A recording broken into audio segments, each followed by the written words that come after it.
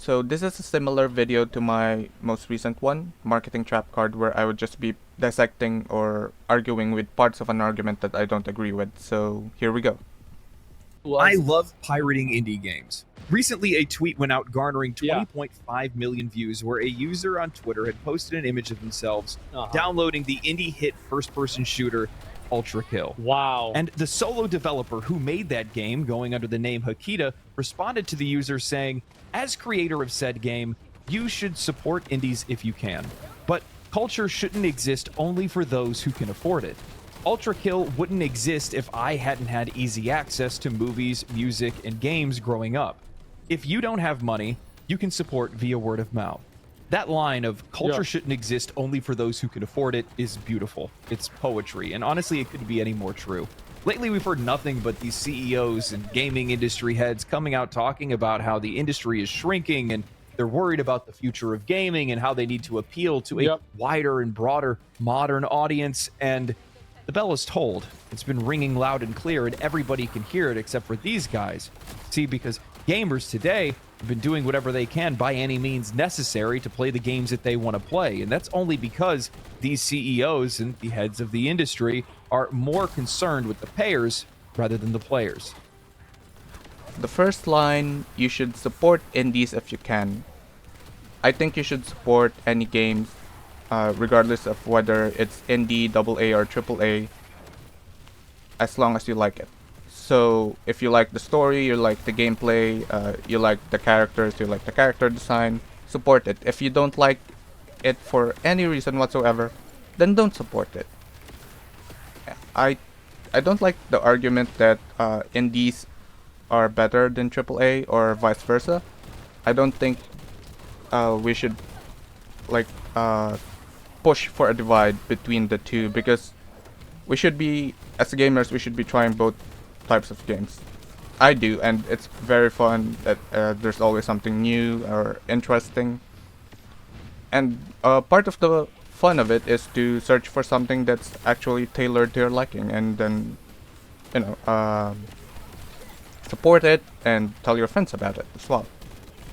The second line, culture shouldn't exist only for those who can afford it.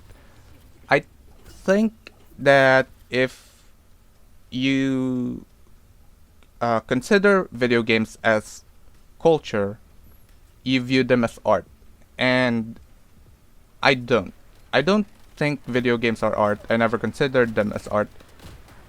Video games are like toys to me, and I like action figures. I think it's more beneficial for games to actually not be considered as an art form, because I don't think that viewing games as an art form makes it any more special than viewing it as something like a toy or an action figure. Because as long as you enjoy it, as long as you support it, that's the end all be all. That's all that should matter. The other people's I think viewing video games as art is just meant to please people who actually don't like video games. That's how I feel about it. Because the arguments that I've read in support of viewing video games as an art form, as a part of culture, is for other people to take it seriously. I don't need other people to take it seriously. I don't need people who don't play video games to take it seriously. And I don't think anyone should. And the next one would be the line, if you don't have money, you can support via word of mouth. This is probably something that you don't want anyone who's working in business to say, because supporting via word of mouth is basically payment through exposure, and that's something no artist actually wants. I'm not sure why someone working in the games industry would actually say that. It's crazy, and I actually don't believe that is how the developer feels, because his game Ultra Kill has never been, I've never seen it tagged as free. Lastly, for this part of the video, more concerned with the payers rather than the players. Oh yeah,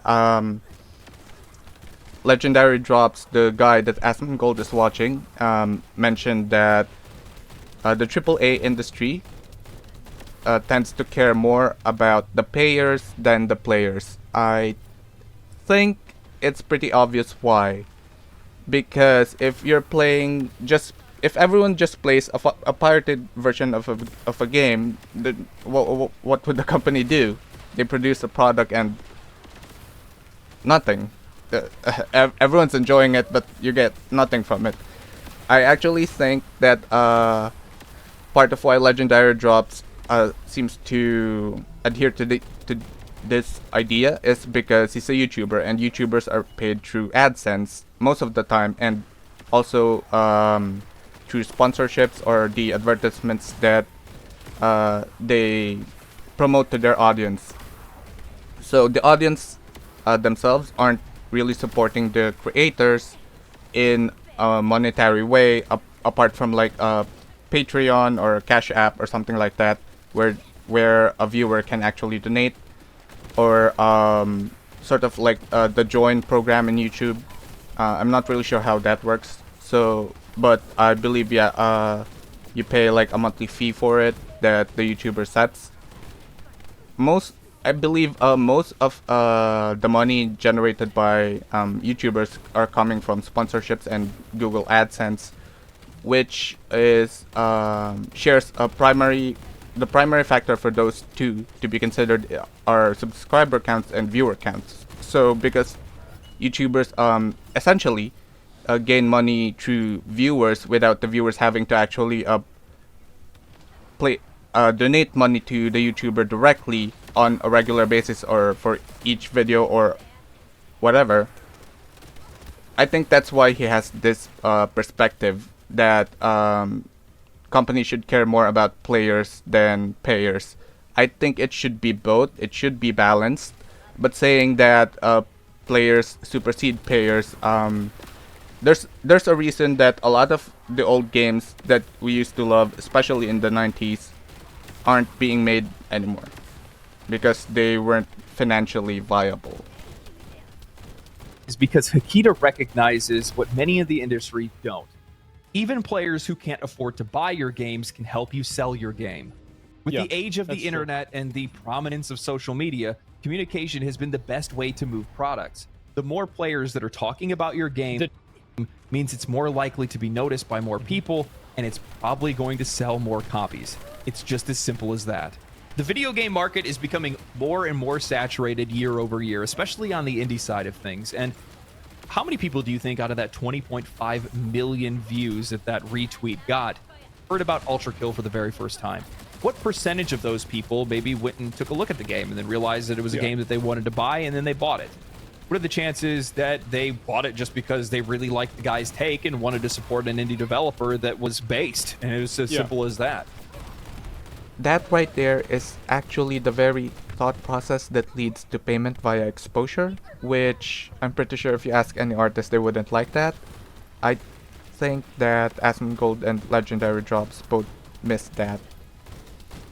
Look, you know, the thing is that I saw a lot of people that were posting in some of the comment section on that retweet that were saying, oh, how long is he going to say this until everybody's now pirating his game? And the funny thing is with that is that, like, you can say what you will about folks that are encouraging it, but the vast majority of people just aren't going to pirate. And the reason...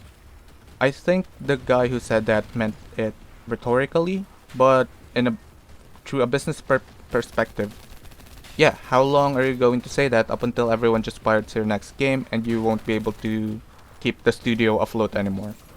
So there's that. And for the last part, it's very different when it's the developer who made the game saying that it's okay to pirate the game than just some random person on the internet. Those are very different things. 저격수는 못 보는 게 없지. 그러니 난 여기서